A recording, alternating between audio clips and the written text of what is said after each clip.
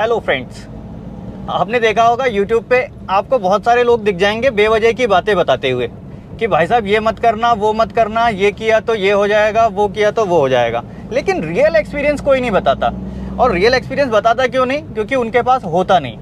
अभी आज जो मैं आपको बताने जा रहा हूँ बिल्कुल रियल ग्राउंड लेवल पे अभी मेरे सामने वो केस आया, मैंने कैमरा उठा लिया कि आपको भी बता दूं।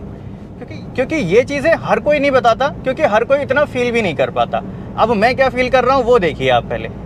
गाड़ी हाईवे पे चल रही है और हाईवे पे चलने के साथ मुझे एक थोड़ा सा वाइब्रेशन सा फील हो रहा है। अब देखिए कौन सी चीज़ इग्नोर की जा सकती है, कौन सी चीज़ इग्नोर बिल्कुल नहीं की जा सकती।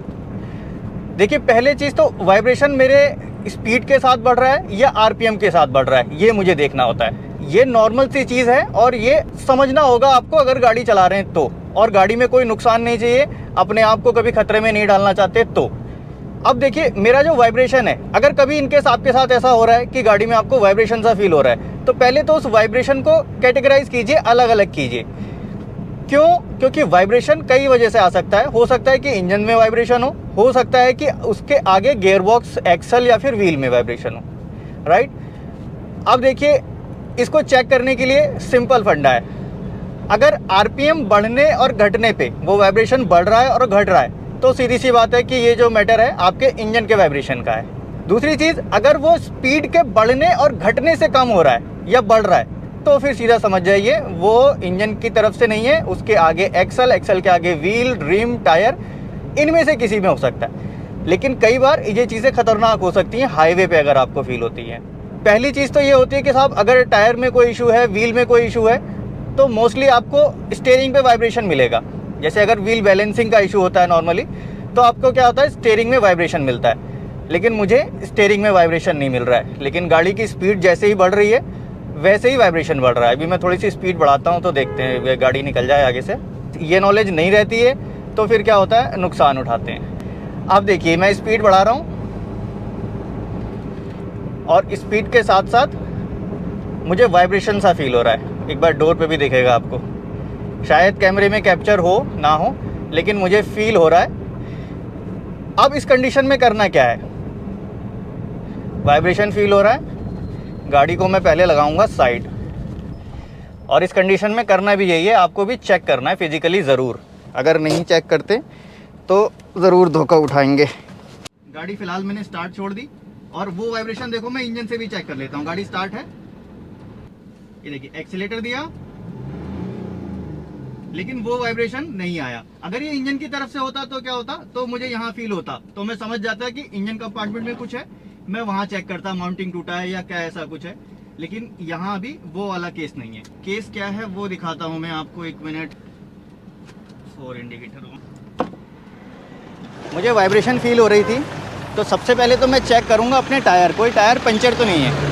प्लस साथ में एक चीज़ और है, कई बार टायर पंचर नहीं होता, सब कुछ सही रहता है, लेकिन इसका शेप बिगड़ जाता है। शेप कब बिगड़ता है? जब अंदर की लेयर एक डैमेज हो जाती है, तब उसका शेप बिगड़ जाता है। जैसे वायर होते हैं, वायर का जाल होगा, टूट जाएगा तो फिर उसका शेप बिगड़ा हुआ होगा। लेकिन इसका मैं देख रहा हूँ तो परफेक्ट है। इस तरफ बिल्कुल परफेक्ट है। अभी ये जो लेयर दिख रही है ना आपको, अगर इसमें कुछ प्रॉब्लम होगी तो ये ऊंचा नीचा आपको ऐसा दिखेगा। तो इस टायर में भी कुछ ऐसा नहीं है, रिम भी बिल्कुल ठीक है। इस वाले टायर में ये भी ठीक है, कोई ऐसा कुछ उभार अलग से दिख नहीं रहा है। अदरवाइज़ टायर क्या होगा, उसका अलाइनमेंट अलग ही दिखेगा आपको, कि उठा हुआ कहीं से दिखेगा, यानी फूला हुआ समझ लीजिए सीधा सीधा। ये वाला टायर, एक ये टायर मेरा कमज़ोर भी है, तो मुझे देखना बनता है। इधर से कुछ नहीं दिख रहा है, इधर से यस दिख गया। गाड़ी थोड़ी सी आगे करता हूँ, गाड़ी थोड़ी सी आगे बढ़ा के फिर देखता हूँ, क्योंकि जो उसका अंदर दबा होता है हमको दिखता नहीं है। हल्की सी आगे बढ़ा देता हूँ। जो मुझे डाउट है, इस पे कुछ डाउट दिख रहा था मुझे, हल्का सा कट टाइप का। और ये देख रहे हैं, ये टायर के अंदर की लेयर जो है डैमेज हो गई है और ये फटने पे।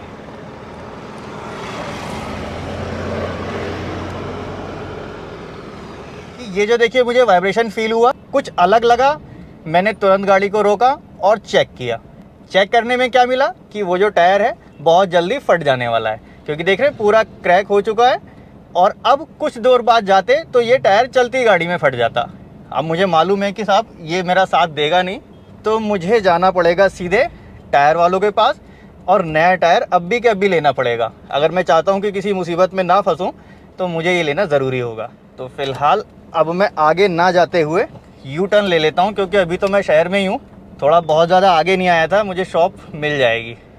ये है जी हमारी टायर शॉप, जहाँ पे हम टायर चेंज कराएंगे।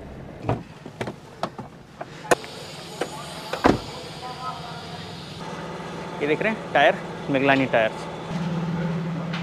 हेलो सर, कैसे हैं? बढ़िया सर। टायर फटते फटते बच गया हमारा सर। और बच गया मतलब बच गया। हाँ, शुक्र है बच गया। वापस आ गया मैं तुरंत। मैंने कहा चलो टायर डलवा लेते हैं। वो जो नहीं पिछली बार एक टायर देख रहे थे कब डालना था, वो एंड पे है।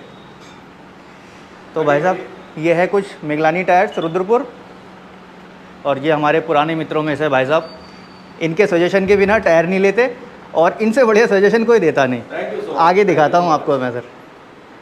अभी चलते हैं गाड़ी पे, क्या क्या देखते हैं, कौन कौन से टायर आप सजेशन में देंगे। एक ही टायर फिलहाल हमको अभी लेना है। तो भाई साहब टायर चेंज कर दिया, टायर चेंज कर दिया ना। टायर जी हमने डलवा लिया ये मैक्सिस टायर, साइज़ 165 17R14। और जो पुराना टायर था ये दिखाता हूँ मैं आपको।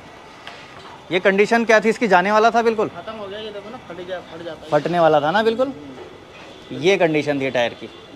अभी इसका ये तार निकल रहे हैं, निकल गई ना इसकी। वायर निकल गई। देख रहे हैं, ये सही टाइम पे टायर अगर नहीं डलवाते तो अब ये रास्ते में हमको जवाब दे जाता।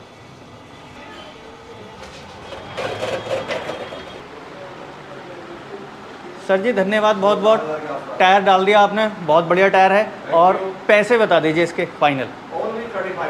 3500, 3500 रुपये। ठीक है साहब, 3500 रुपये। और दूसरी चीज़, मैं यहाँ पे बार्गेनिंग नहीं करता, क्यों? क्योंकि भाई साहब का नाम ही काफ़ी है, ये एक्चुअल प्राइस बताते हैं। कभी किसी से ऐसा नहीं कि साहब आपसे इतना ले लिया और उनसे उतना ले लिया।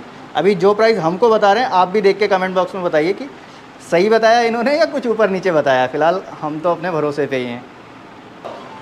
पेमेंट रिसीव हुई? रिसीव हो गया।